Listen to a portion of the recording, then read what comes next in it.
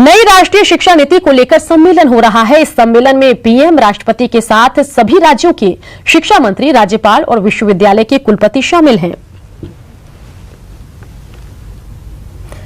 तो लाइव तस्वीरें आपको दिखा रहे हैं। तो नई राष्ट्रीय शिक्षा नीति को लेकर सम्मेलन है और खबर उसकी हम बता दें कि यह सम्मेलन इसलिए किया जा रहा है ताकि इससे नई राष्ट्रीय शिक्षा नीति जो है वो कितनी कारगर साबित होगी, नॉलेज हब भारत को कैसे बनाया जाएगा, इस पर चर्चा हो सके। और इस सम्मेलन की बात करें तो इसमें प्रधानमंत्री, राष्ट्रपति, साथ ही हर राज्य के शिक्षा मंत्री इसमें शामिल होंगे। इसके अलावा जो खबरें आ रही है, राज्यपाल भी इसमें शामिल होंगे और विश्वविद्यालय के कुलपति भी इसमें शामिल होंगे। सभी अपनी राय देंगे और जो नई शिक्षा नीति है उसे लेकर उनके क्या कुछ विचार हैं वो भी साझा किए जाएंगे। तो बता दें कि थोड़ी देर में, जी हाँ, लाइव तस्वीरें भी हम आपको दिखाएंगे।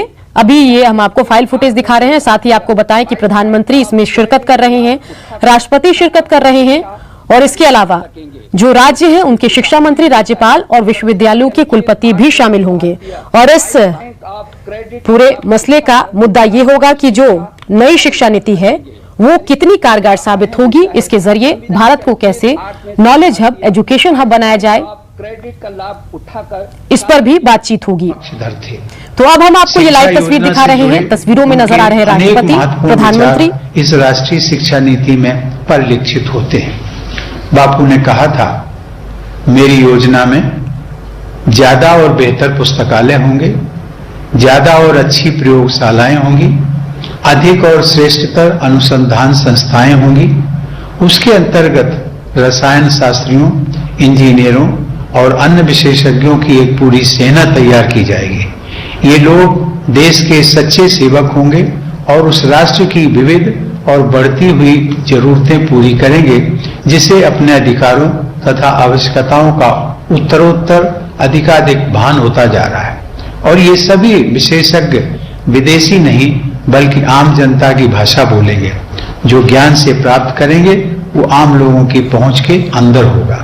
वो उसके साझेदार होंगे। आंख मूंद कर नकल करने के बजाय सच्चे मौलिक काम किए जाने लगेंगे। ये बापू ने कहा था।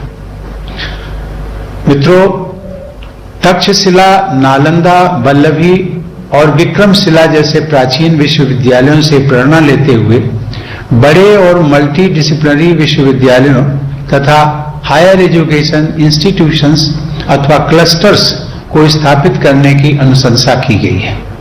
Multi disciplinary education and research universities अर्थात मेरू की स्थापना की जाएगी, जिनका लक्ष्य विश्व स्तरीय गुणवत्ता प्राप्त करने का होगा।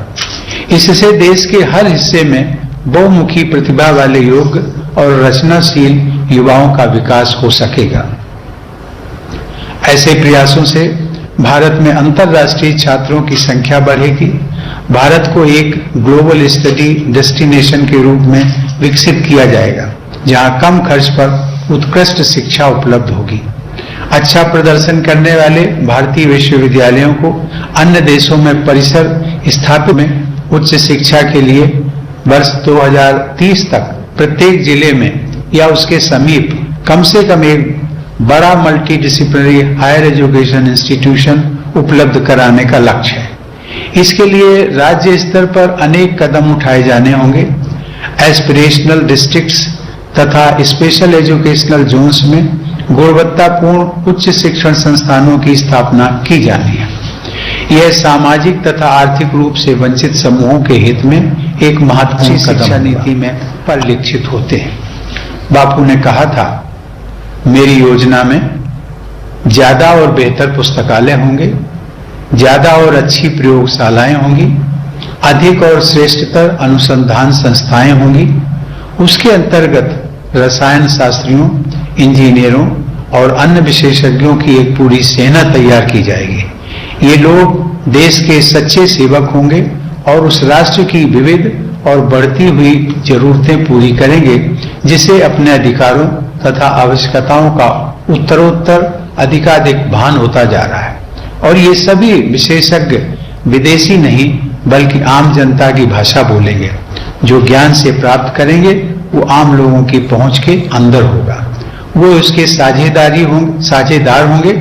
आंख मूंद कर नकल करने के बजाय सच्चे मौलिक काम किए जाने लगेंगे, ये बापू ने कहा था। मित्रों, तक्षशिला, नालंदा, वल्लभी और विक्रमशिला जैसे प्राचीन विश्वविद्यालयों से प्रेरणा लेते हुए बड़े और मल्टी डिसिप्लिनरी विश्वविद्यालयों तथा हायर एजुकेशन इंस्टीट्यूशंस अथवा क्लस्टर्स को स्थापित करने की अनुशंसा की गई है।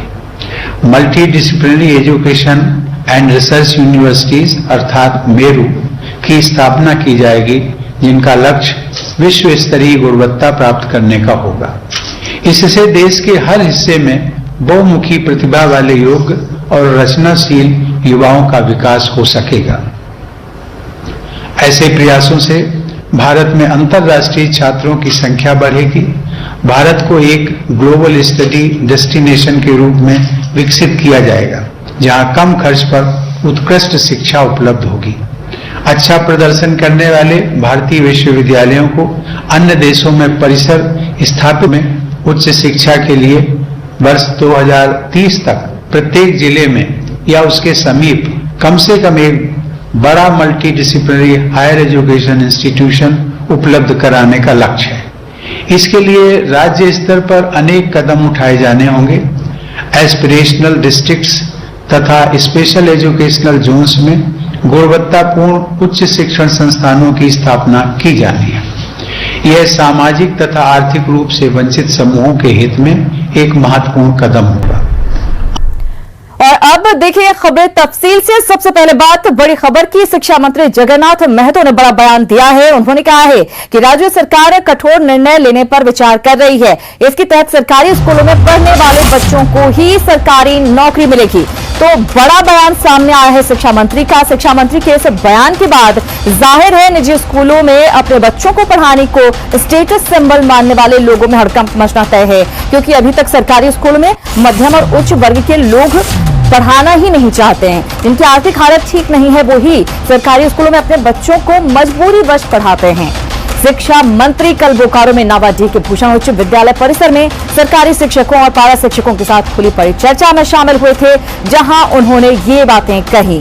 इसके साथ ही स्कूलों में हेडमास्टर का पद जल्द भरने और सभी पंचायतों में मॉडल स्कूल की स्थापना का भी उन्होंने ऐलान किया। वहीं एक सप्ताह के भीतर पारा शिक्षकों को मानदेय का भुगतान देने का भरोसा भी दिलाया है शिक्षा मंत्री ने। वहीं शिक्षा मंत्री के ताजा बयान पर बीजेपी ने पलटवार करते हुए इसे महज हवाबाजी और बचकाना बयान बताया है। बीजेपी विधायक सीपी सिंह ने कहा है कि अगर सरकारी शिक्षा पर लेकर सरकार इतनी ही फिक्रमंद है तो निजी स्कूलों को बंद करके दिखाए।